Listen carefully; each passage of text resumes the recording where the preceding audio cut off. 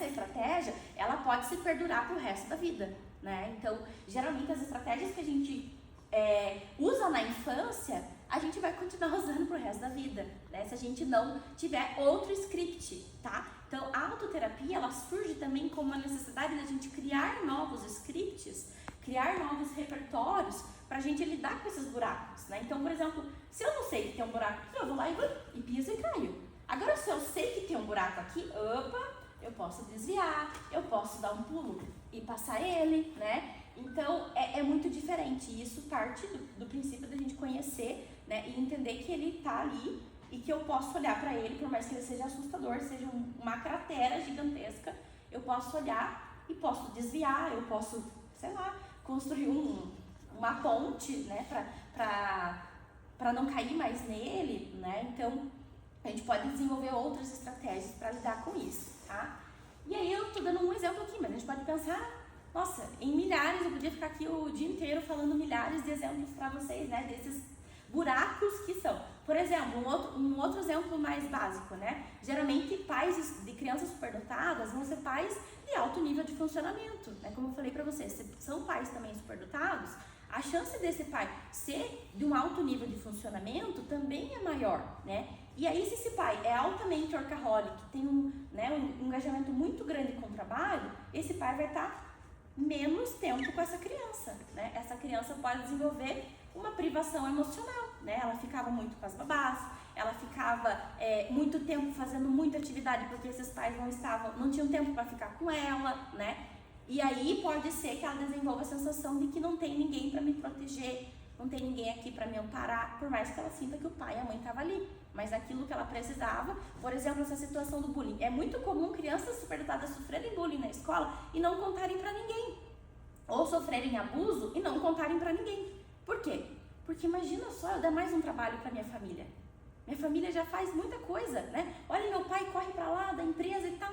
Por que eu vou dar mais esse trabalho para eles, né? Então, isso tem a ver com as características da superdotação, mas também tem a ver, né, com as características ali da personalidade desse indivíduo.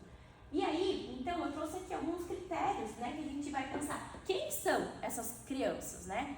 Por mais que todos que estamos aqui somos adultos, todo mundo tem aí, né, o seu mini eu, tá? Eu tenho a minha mini poli, você tem a sua mini eu, né? Todo mundo tem a nossa pequena versão, que é aquela pessoinha, né, que foi aí construindo esse tapetinho conforme as nossas experiências precoces, né, da infância da nossa adolescência. Pensando nesse indivíduo superdotado, qual é a primeira característica, né, que a gente vai pensar aí dessa criança? Uma criança que aprende rápido, né, que tem ali uma capacidade de insight desde muito pequenininha, muito rápida, né, por isso que vai se sentir mais entediada na escola. Por quê? Porque tem um processamento, e aqui, gente, a gente não tá falando só de vontade, não, é um processamento neurológico, né, é muito rápido esse insight. Então, não é só uma motivação que ela vai ter, por mais que às vezes ela vai ter uma motivação que deixa ainda mais rápido, né? Um nível de energia que deixa ela mais rápida. E é bacana porque pela testagem a gente consegue pegar isso, né? Então, assim, a velocidade ali de processamento desse indivíduo, né, para fazer testes que exigem atenção, a velocidade de resposta àquilo que você pergunta, né? E esse aprendizado rápido, ele pode ser um aprendizado formal, né, como na escola, como outro aprendizado, né? Então é muito comum, por exemplo, crianças superdotadas terem marcos de precocidade, não só em coisas tipo ler, aprender, né, a calcular, matemática, essas coisas. Mas às vezes lá no consultório eu tenho que estar muito atenta ao quê? Essa criança aprendeu muito, teve um interesse muito rápido por questões financeiras da família, né? Como que funcionava o caixa do pai lá que tinha o comércio, como que lava a louça, né? Colocava lá um banquinho para lavar a louça. Mãe, como que arruma a casa aqui, né? Querer organizar, querer ajudar a família, isso também é uma característica de aprendizado rápido, tá? Que muitas vezes vai vir em precocidade, não só na leitura e na escrita, né? Ou em outros aspectos aí da aprendizagem informal. Curiosidade intensa, né? Então a curiosidade geralmente é uma curiosidade insaciável, né? E por isso que talvez lá na escola gere um problemão, né? Porque daí confronta os professores, tipo, nossa, não sei se vocês assistiram aquela série do Jovem Sheldon. Se vocês não assistiram, recomendo, porque é muito boa, tá? É uma série, né, que mostra justamente essa curiosidade sociável ali do Sheldon, e isso, né, gera um desconforto, né, na escola. Geralmente para a família vai gerar uma sobrecarga, né, porque aquela criança fica toda hora questionando, querendo aprender, é uma criança que demanda tempo, demanda energia dos pais, né, se ela tem esse nível de curiosidade. E isso pode estar ligado aos interesses dela, mas pode estar ligado também em outros aspectos, né? A curiosidade no dia a dia, nas coisas que ela faz com a professora, né? Nas relações, não só ligada àquilo que é do meu interesse, é o esporte, né? Ou alguma coisa, né? Harry Potter, mas pode estar ligado a outros contextos também. Um outro elemento muito significativo de quem for essas crianças é o pensamento criativo, né? Então, a criatividade não só como uma expressão artística, mas a capacidade de solucionar problemas, né? Então, por exemplo, se eu quero, esse exemplo que eu dei agora para vocês, né?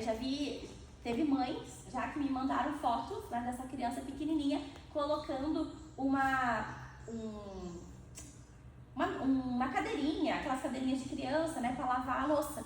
Como que ela pensou que ela poderia pegar esse banquinho, colocar ali, porque ela não tem altura, encaixar ali para ela subir e lavar a louça? Aí tá fazendo uso da criatividade, né? A criatividade, ela é muito mais do que só a gente, né, ter esse aspecto artístico da pintura. Claro que muitos superdotados vão para uma parte artística, né, da pintura, da arte, do esporte, né? Mas isso ultrapassa também outras barreiras que a gente vai pensar de solucionar, né, questões ali que sejam necessárias para o contexto da família de forma criativa, né, de forma que ninguém pensou. Nossa, como que ele pensou isso? Né? E eu uso muito a criatividade no projeto Emoções com as crianças, porque é lá que a gente consegue daí entender o funcionamento delas, né? Então às vezes é difícil a gente falar por que eu fico tão bravo quando meu amigo fala tal coisa pra mim. Mas é fácil eu criar um cenário e mostrar, né, ali como que a minha raiva funciona e tal, quando eu me sinto injustiçado, quando eu me sinto, né, que o meu direito não está sendo visto, quando eu me sinto ofendido. E aí também ela é um forte recurso terapêutico, né, pra gente. Além disso, né, conexões entre os conceitos, que é basicamente o que a gente já falou aqui anteriormente, né, dessa criança ir pegando essas minúcias que não estão sendo, né, tão verbais, né. E isso, por exemplo, ocorre que essa criança também pode criar distorções por isso, né. Então, por exemplo, se o pai chega em casa e esse pai chega cansado e deita lá, né, no sofá e fica lá, sei lá, assistindo uma série ou um jogo de futebol, ela vai pensar, nossa, meu pai tá cansado, né? Ela pode interpretar que, eu não posso fazer nada que dê mais trabalho pro meu pai, porque meu pai já tá muito cansado, né? Então, isso é uma conexão entre várias coisas, né? Entre vários conceitos que não estão sendo ditos. E isso pode ser na aprendizagem formal também, tá?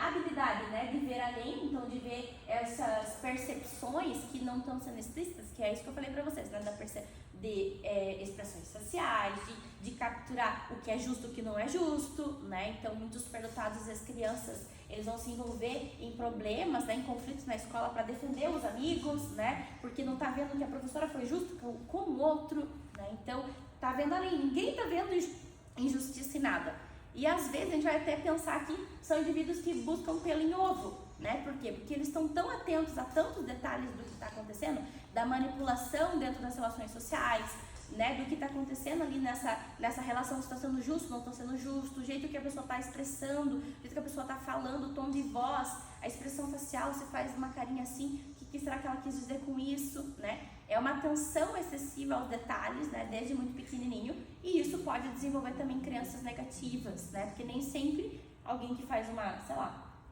franze a testa pra mim, tá me reprovando, né, pode ser que a pessoa tô me sentindo mal, né, e aí ele entendeu que tá reprovando ele pode desenvolver uma crença de que, meu Deus, eu falei algo muito errado, né. O pensamento criativo, né, já falei aqui anteriormente. Além disso, o senso de humor sofisticado, né, eu acho que aqui aparece tanto, né, ali com...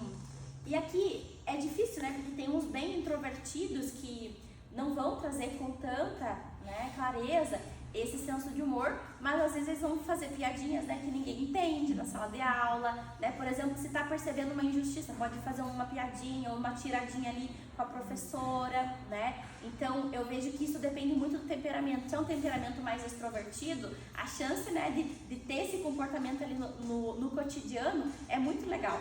Porque, o que acontece? Teve um dia, gente, eu tenho na minha sala vários livros de psicologia.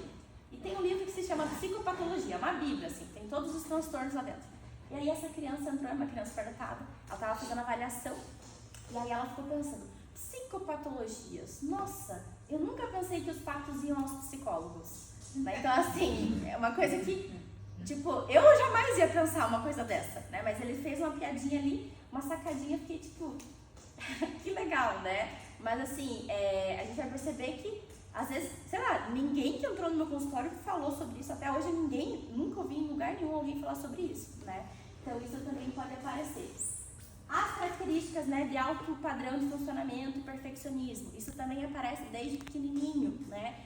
Claro que isso eu vejo que como o contexto social, ele acaba reforçando muito um alto padrão, né? Se eu tenho um alto padrão, eu vou conquistar boas coisas, né? Se eu tenho um alto, por exemplo, se eu jogo futebol e eu treino muito, eu vou lá jogar futebol, a chance, né, das pessoas me convidarem para jogar de novo no outro jogo é maior se eu sou um bom jogador.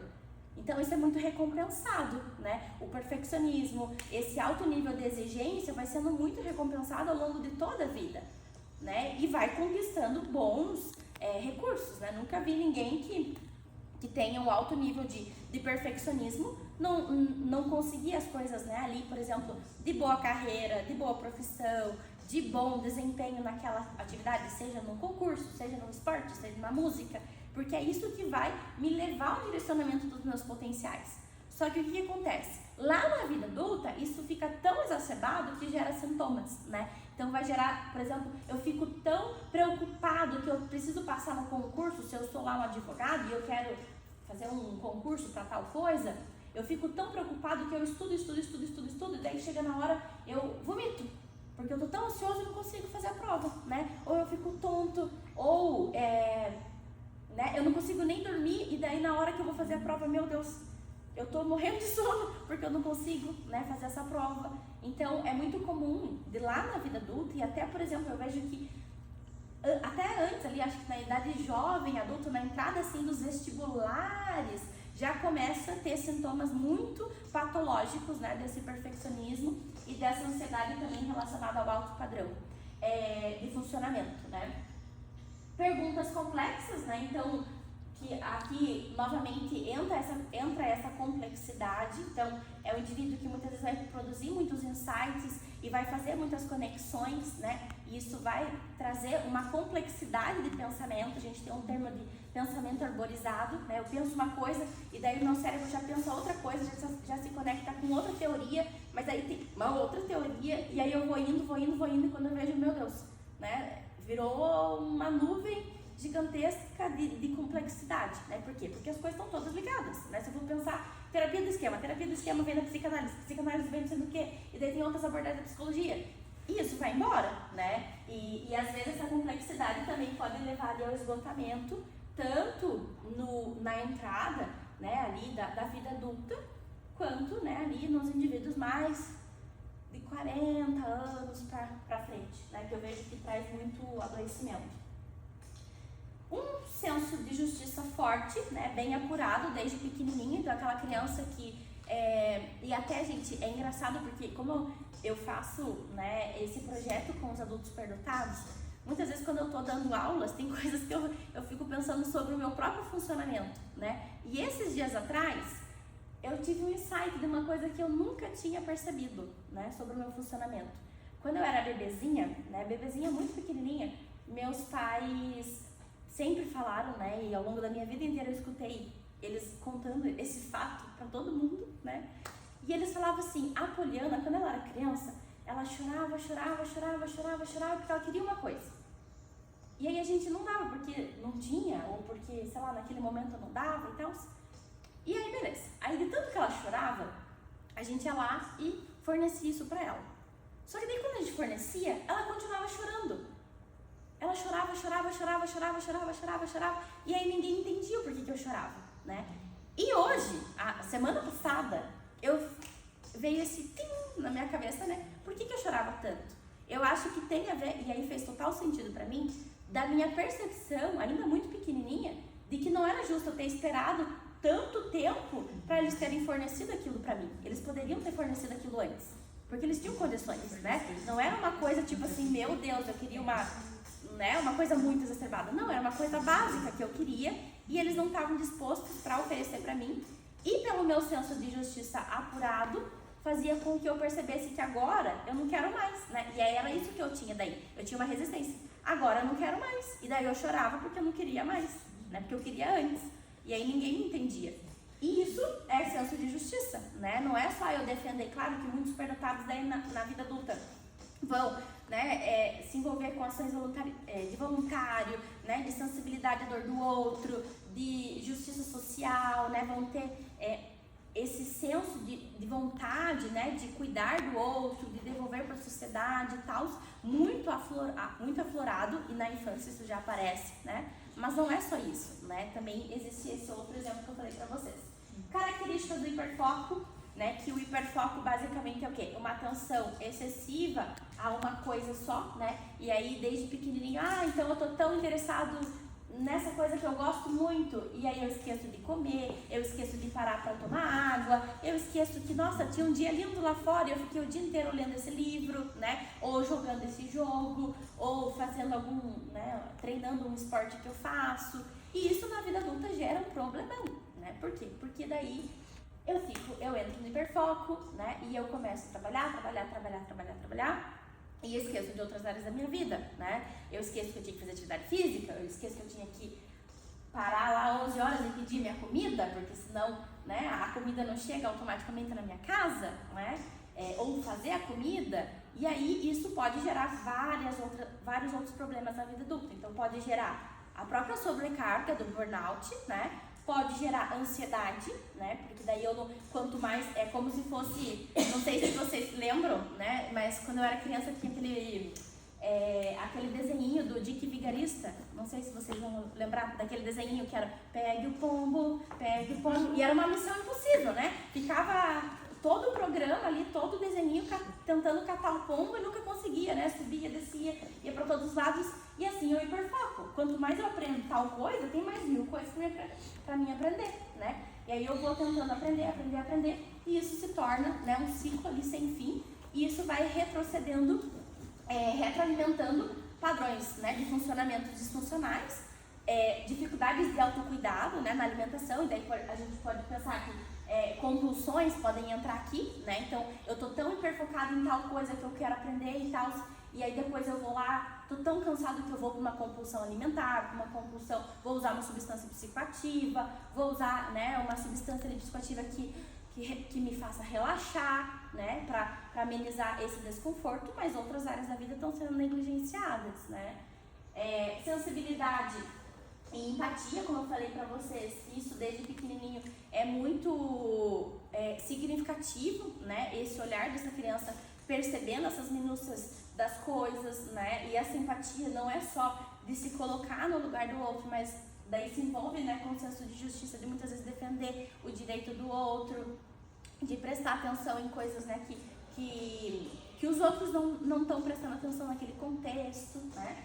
E que também pode, né, ser comportamentos de se colocar no lugar do outro também, tá? Além disso, uma imaginação vívida, então eu gosto muito, né? Eu trabalhei por muito tempo ali com os escolares e é muito gostoso, né? Porque eles estão nesse mundo da fantasia, né? E essa imaginação para eles é muito intensa, né? Então é muito comum crianças criarem livros desde pequenininha, escreverem livros, né? Gostarem de fazer coisas que envolvam essa fantasia. Por quê? Porque eles estão muito ricos mesmo de imaginação, né? Só que aqui, na vida adulta, a gente vai também correr um risco, né? Porque na vida adulta, essa imaginação tão vívida pode fazer com que esse indivíduo, ele fique nessa imaginação e acabe esquecendo de resolver de fato as coisas do dia a dia, né? Então, acabe afetando, ali a gente vai pensar que pode ter um mecanismo, né, da personalidade dele, de entrar em confabulação, de ficar, né, fantasiando, ou então, sei lá, jogando videogame, ou no mundo paralelo, ou lendo alguma outra coisa, assim, e esquecendo de, sei lá, né, de parar para cuidar dele, fazer uma atividade física, de se alimentar adequadamente, né, ou outra coisa ali que seja necessária nesse contexto. E as buscas por novidades, né, ou por desafios, como nós falamos aqui anteriormente lá na escola. Isso aparece, né, também aí como uma grande característica, né, que vem ali de acordo também com a curiosidade, e que vai aparecer na escola, vai aparecer em casa, né? Então aquela criança que, vou fazer judô, daí ela vai, daí ela ganha a primeira faixa, daí vai indo, né? E quer sempre esse desafio, quer fazer uma competição, fazer outra competição, ou outra atividade física, ou outra coisa de música, né? O senso de diferença, então aqui o senso de diferença é o quê? É uma alta sensibilidade de perceber que o meu funcionamento é diferente, né? Nossa, por que eu tô entediado? E se todo mundo não tá entediado? Por que eu percebi isso que a professora falou? Eu tô achando que é nada a ver isso, sendo que ninguém percebeu, né? Então vai ter o quê? Uma percepção apurada, e isso vai fazer com que eu tenha uma maior autoconsciência do meu funcionamento e que eu perceba que, eu tenho uma coisinha diferente, né? Só que, se não tiver, se a gente, vamos pensar, né? Todo mundo que tá aqui nasceu aí antes de 1990, né? Então, todo mundo que está aqui, a gente não tinha esse conhecimento antes, né? Então, se a gente não tinha esse conhecimento antes, a gente não sabia que era altas habilidades. E se as pessoas que estão hoje, em 2023, ainda não sabem o que é altas habilidades, né, na escola ou em qualquer outro contexto, imagina só lá no passado, né? Então, se eu funciono assim, só eu estou percebendo que a professora está fazendo uma conduta inadequada e que não é justa com a sala de aula, isso vai criar, né, novamente uma distorção que, meu Deus, né, eu sou, sei lá, né, eu sou uma pessoa aqui que funciona diferente, né, eu vou ter um olhar diferente pra mim e geralmente pejorativo, né, não vai ser, eu sou especial porque eu penso assim, não, porque eu vou ser punido, né, eu vou lá questionar a professora não tá justo, o que a professora vai falar? Você é chata. Pare, né, vai reprovar, vai punir, vai ter uma recompensa negativa, né. Então, isso vai gerar aí essas distorções que eu falei pra vocês.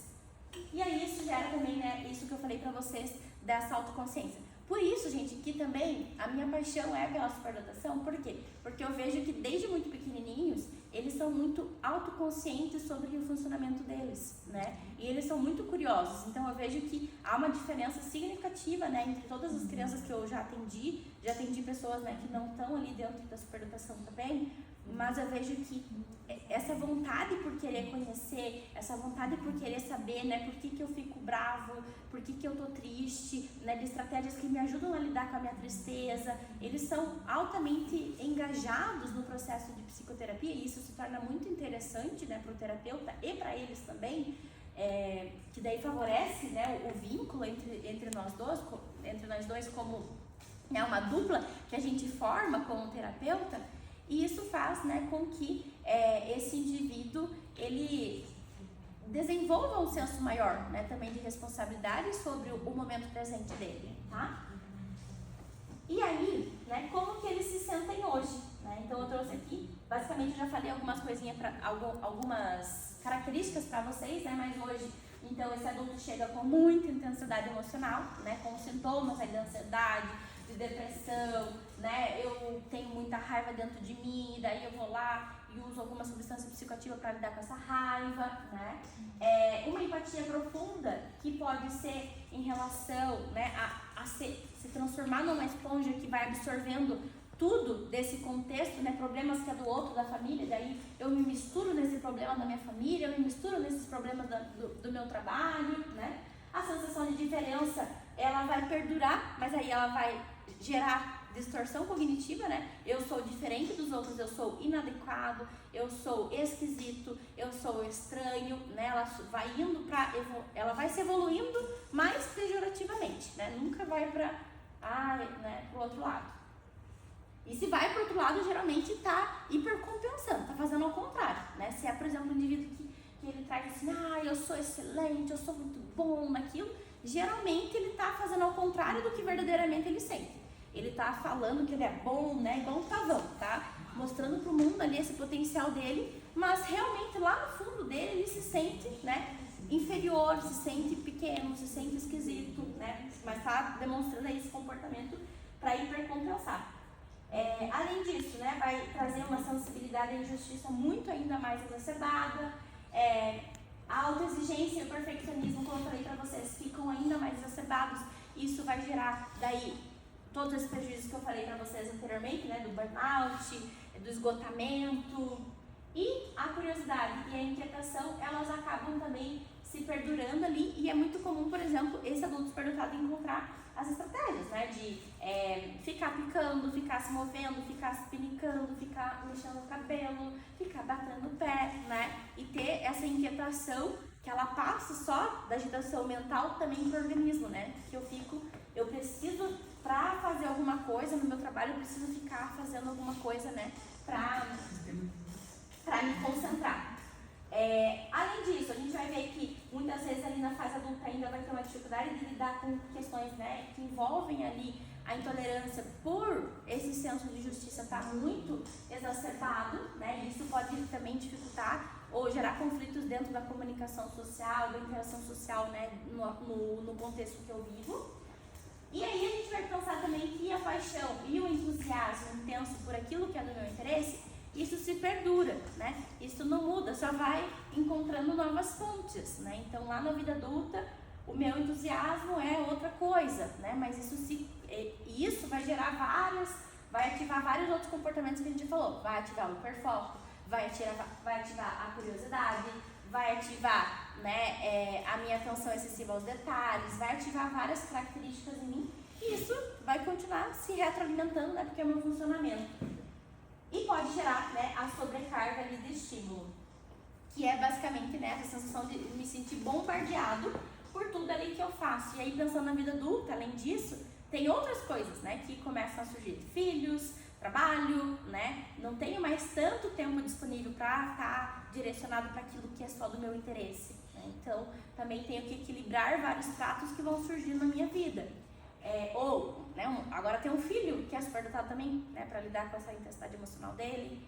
E aí, gente, uma outra coisa que é muito importante também é a busca por significado, né? Eu acho que na vida adulta aparece uma crise, né? Por quê? Porque será que a minha vida está fazendo sentido? Será que eu estou fazendo realmente o que eu queria fazer? Né? Será que eu escolhi o curso certo? Será que se eu tivesse escolhido um outro curso, né, depois que faz a avaliação neuropsicológica, será que, nossa, né, com esse QI, com esse funcionamento intelectual, por que eu não fiz medicina, né? Eu poderia ter feito medicina.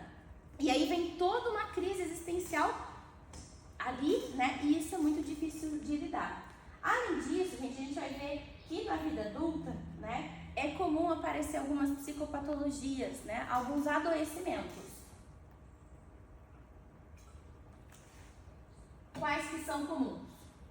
Ansiedade, né, como eu falei para vocês, é muito grande já o número, né, dos pequenininhos chegando ao consultório hoje com sintomas de ansiedade, né? Isso a literatura aponta pra gente, a minha prática clínica, né, tanto aqui em Curitiba quanto, né, a gente vai ver aí pela literatura das pessoas que fazem, né, pesquisa também no Brasil inteiro.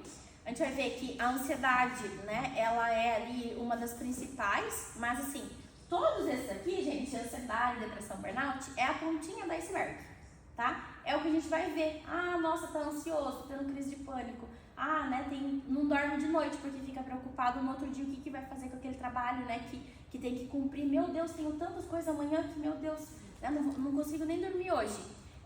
Eu não coloquei aqui insônia, mas a insônia pode entrar aqui dando ansiedade.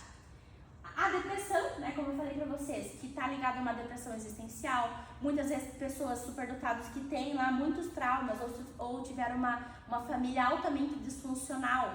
Isso vai gerar um desconforto muito grande. Por quê? Porque até eu falei aqui, os superdotados vão ter muitas vezes uma memória mais lúcida, né? Então, por exemplo, quando eu lembro que, nossa, minha mãe me deixou na escola e ela esqueceu de me buscar na escola naquele dia, isso vem com tanta intensidade por esse cérebro. Da mesma forma que o cérebro é capaz de produzir tantos insights e ideias novas num projeto, ele também vai ser capaz de buscar muito rapidamente essa memória e isso me conectar com uma emoção muito profunda e eu sofrer como se fosse hoje, aquele dia que eu tava lá esperando a minha mãe e ela não apareceu para me buscar, né? Então, isso pode gerar quadros depressivos, né? E aí, pensando nos fatores estressores da superdotação, a gente pode pensar que esse indivíduo pode sofrer bullying, pode sofrer violência, esse indivíduo pode ser incompreendido, ele pode ser invalidado. Tudo isso gera muito sofrimento, né? Então, ele tem aí um terreno certinho, né, para desenvolver um quadro depressivo, dependendo aí dos fatores estressores.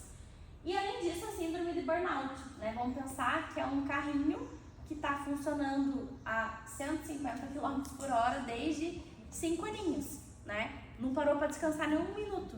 Isso vai gerar uma sobrecarga, né? Vai chegar um momento que esse motor vai fundir, né? Por quê? Porque gastou muita energia, né? E aí a gente vai pensar que aquelas características anteriores podem ter afetado esse funcionamento. Como que a terapia do esquema pode ajudar, então, né, esses indivíduos? Como eu falei para vocês, né, a terapia do esquema ela foi fundada ali pelo Jeffrey Young, justamente para a gente trabalhar com casos refratários, né? Então, na terapia do esquema a gente busca, né, compreender, qual é esse tapete que eu tenho, né? Qual que é a minha vida?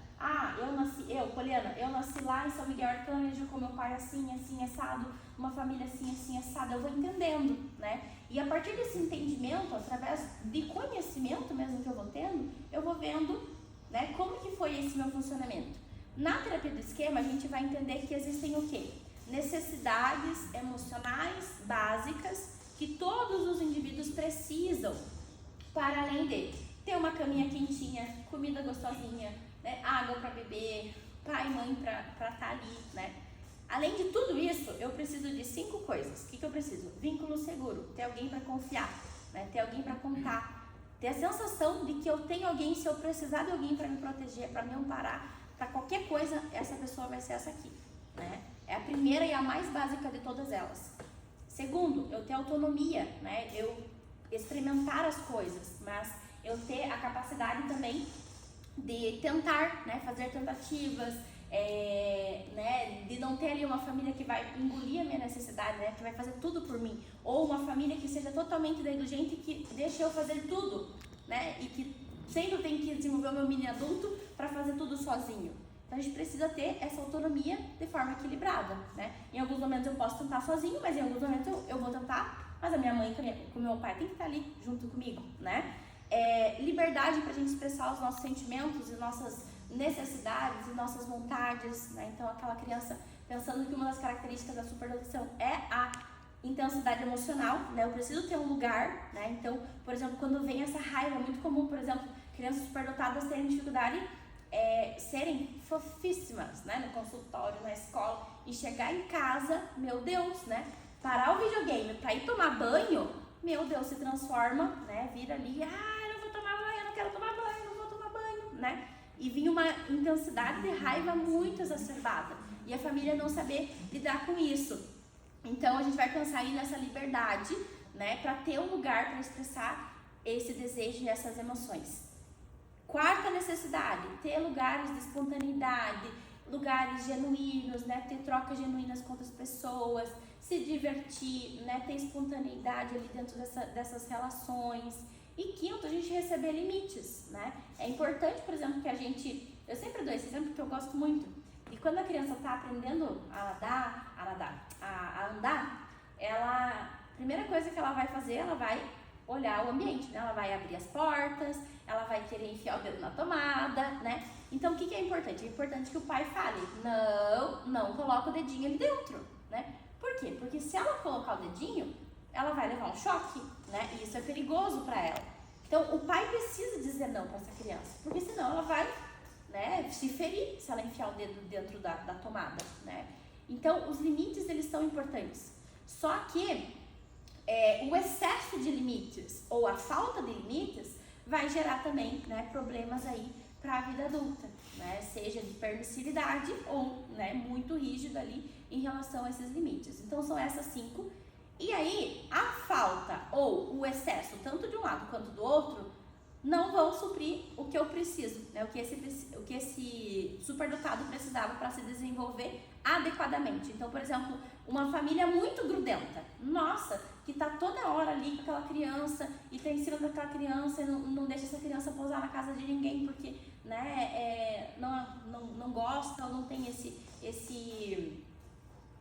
esse funcionamento da família, ou aquela família que deixa aquela criança pousar na casa de todo mundo e não tá nem aí para essa criança, ambos não vão ser funcionais, tá? Então, tanto o excesso dessas 5 que eu falei para vocês, quanto a falta, vai gerar o que a gente chama de esquemas iniciais desadaptativos. O que são os esquemas iniciais desadaptativos?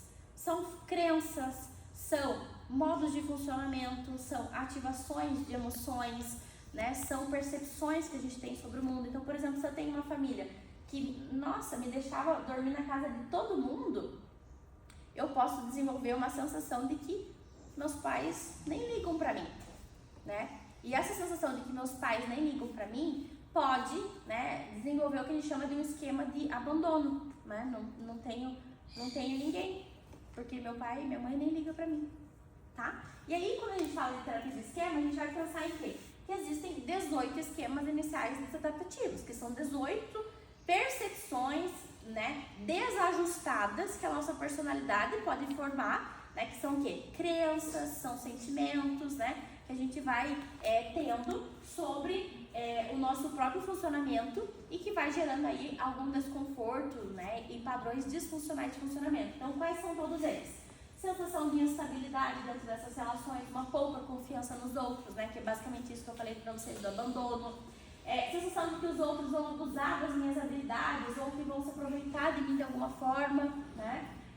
Isso, por exemplo, os superdotados, muitas vezes eles se tornam aqueles que vão passar cola na escola para os amigos, né, para ser inserido no grupo, ele tem que passar cola, né? E os outros amiguinhos, né, você quer entrar no nosso grupinho, então você vai fazer a atividade, você vai fazer, né, o trabalho inteiro no final de semana, né? Então jogam aí para o superdotado. Isso pode desenvolver essa sensação de abuso. Além disso, a sensação de ter sido privado emocionalmente, né? Eu tinha meu pai e minha mãe ali, mas ele não estava totalmente para mim, né? Ele não estava no momento que eu precisava ser protegido, que eu precisava de cuidado, né? Que eu precisava de empatia, que eu precisava de proteção. A sensação de que eu sou defeituoso, de que eu sou insuficientemente bom, eu não tenho valor, né? Eu não sou bom o suficiente, eu tenho vergonha de mim por quem eu sou, por quem eu me tornei. Além disso, uma sensação de não pertencimento, né, ou isolamento social, esse é muito comum do superdotado, né? Os 3 mais comuns aqui seriam, né, a sensação de não pertencimento, defectividade, né, e privação emocional, né? São os mais comuns e quase todos os superdotados vão ter esses padrões disfuncionais. Além disso, né, uma sensação ali de ter alguma condição psicopatológica, né, desde muito pequenininho, né? Por que será que eu tenho tanto medo? Por que será que eu tenho tanta ansiedade, né? E aí ter preocupações mais catastróficas em relação ao seu próprio funcionamento. Além disso, a sensação de ser incapaz de lidar com suas responsabilidades, com seus afazeres, né? Isso a gente vê muito de superdotados no modo mais procrastinador, né? Ai, mas eu não consigo fazer aquele trabalho, né? Eu não consigo fazer aquilo. E aí fica procrastinando aquilo, né? Por quê? Porque às vezes não teve, né, ali um limite em relação ao próprio funcionamento que eu falei para vocês, né? Pais muito flexíveis podem gerar esse esquema aqui, né, de falta de uma dificuldade ou uma incapacidade de lidar com responsabilidades, né, ali na vida adulta. Sensação de ser um fracasso ou de ser inferior aos outros, né? Um envolvimento emocional excessivo com os outros, então eu sou uma simbiose, né? Então quando eu vou lá no meu trabalho, eu me fusiono com o meu trabalho, e eu não sei o que é eu, o que é o meu trabalho, o que é a minha tarefa, né? Eu vou... E aqui a gente vai pensar que daí também pode favorecer o abuso, né, lá anteriormente. A sensação de que se é superior aos demais e merece direitos especiais. Essa, por mais que seja aqui uma polêmica, né, é comum também, né? Já recebi aí muitos superdotados que eu falei para vocês anteriormente, que hipercompensa, né, numa posição muito arrogante, às vezes estúpida, né? E aí com a gente que é terapeuta, profissional de saúde, a gente vai ver que muitas vezes eles até geram um desconforto na gente, né? Por esse comportamento. E isso aqui geralmente está compensando a defectividade, a sensação de privação emocional anteriormente, né? Mas que vai gerar também desconforto, porque se eu tenho um comportamento arrogante, estúpido com as pessoas, isso vai afastar as pessoas, né?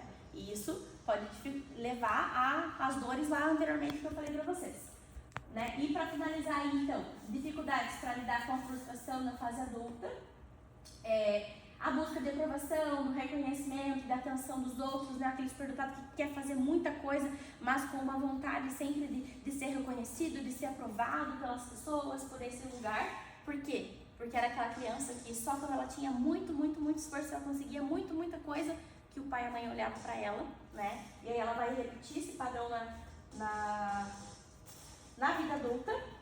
E os últimos extremos aqui, uma sensibilidade excessiva para a dor e sofrimento dos outros, né? Que aí vai se fusionar com esse outro, né? Vai absorver desse contexto do outro e que não é meu, né? Um problema que não é meu, e vai ter dificuldade de limitar essa relação entre eu e outro, eu e minha família, eu e trabalho, né? A percepção de que suas próprias necessidades não são importantes. Até é muito comum isso no adulto, ele achar que ele não precisa de terapia, que não precisa de nada disso, né? Porque as necessidades dele não são significativas. Vai também ter um autocontrole exagerado em relação às suas próprias ações, sentimentos, comunicação, e a gente vai pensar que esse autocontrole, né, pode também gerar posturas muito rígidas ali.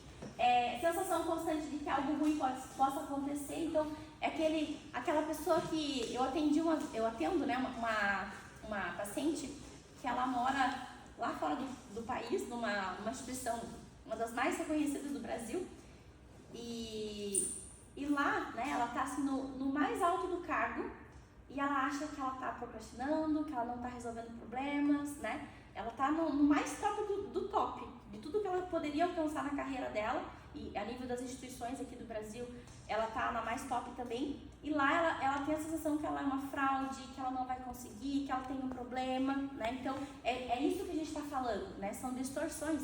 Não é realmente o que ela é, né? Mas é um sentimento que se torna uma realidade, que eu sou assim. Além disso, né, a postura aqui do perfeccionismo exagerado, né, a postura de uma atenção excessiva aos detalhes. Eu preciso conferir aquele relatório 550 vezes para entregar aquele relatório, e aí eu fico a noite inteira, né, varo a noite para conferir aquele relatório. Uma autocrítica muito exacerbada que gera, né, uma pressão. Eu vejo que hoje em dia a ansiedade generalizada do superdotado, ela é uma pressão, né, é um desconforto que, meu Deus, eu preciso produzir, eu preciso fazer, eu tenho tanta coisa para fazer ainda, e eu me sinto desconfortável por isso. Uma preocupação com o tempo, com a eficiência. Eu preciso fazer mais coisas em menos tempo, né? Eu tô sempre muito atento, porque eu preciso ser muito produtivo, né? Aproveitar o meu tempo. Então, por exemplo, já escutei de muitas crianças de dormir é uma perda de tempo, né? Não querem dormir, ter dificuldade de dormir, por quê? Porque querem aproveitar o tempo que está dormindo, fazendo coisas mais legais e criativas, né? Ou então, né, ali uma criança muito intolerante também aos seus próprios erros e falhas, né? Então, eles serem muito punitivos em relação a erros e falhas, né? E aí, uma crença até, por exemplo, de que eu não posso errar e falhar, né, na minha carreira, no meu trabalho. E ter que lidar com isso é altamente, né, aversivo. E claro, né, a gente é ser humano, a gente erra, né? Aqui, na minha apresentação, teve vários momentos que eu errei alguma palavra, estava apresentando uma coisa e falei outra coisa, né? E isso é humano, né? Mas, para os superdotados, muitas vezes vai ser como se fosse inaceitável errar, né? E se aí tem uma família que esse comportamento não era aceitável, meu Deus, vai ser ainda mais difícil, né? Aceitar ali, ser tolerante a esses erros e falhas.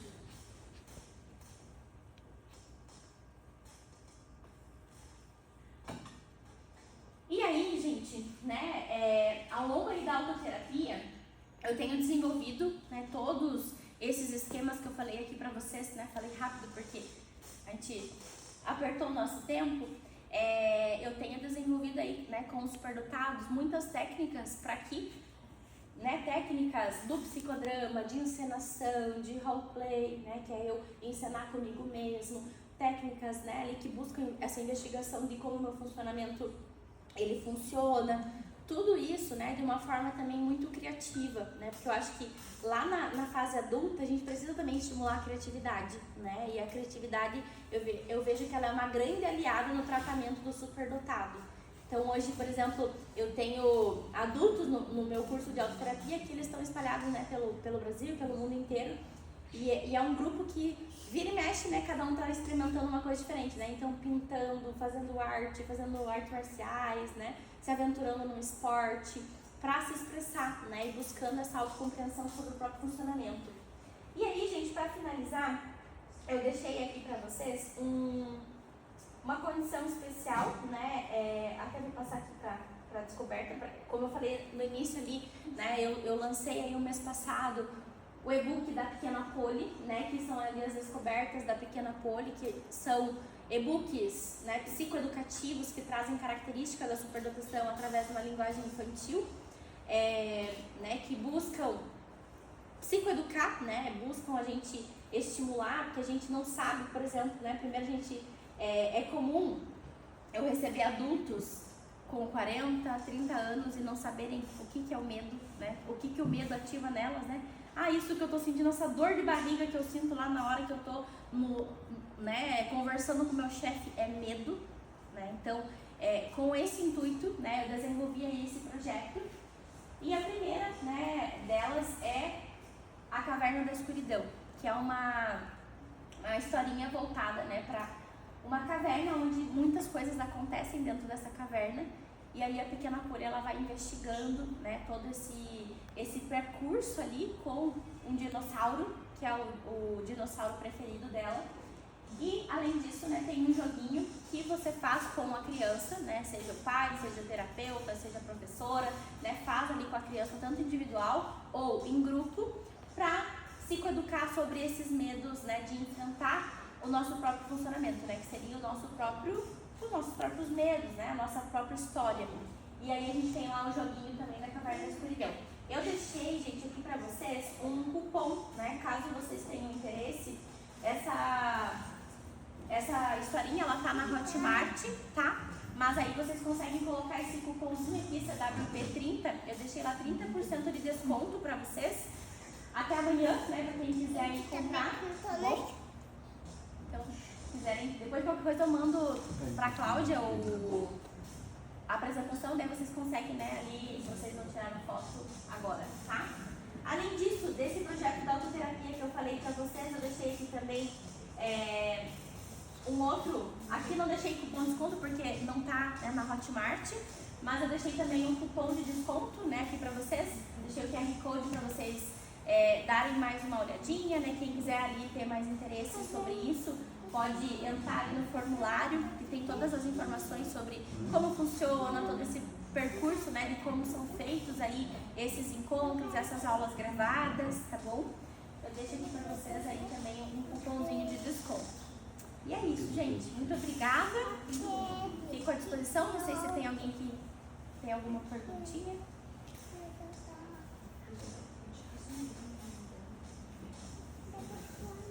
Dúvidas, angústias, sofrimentos.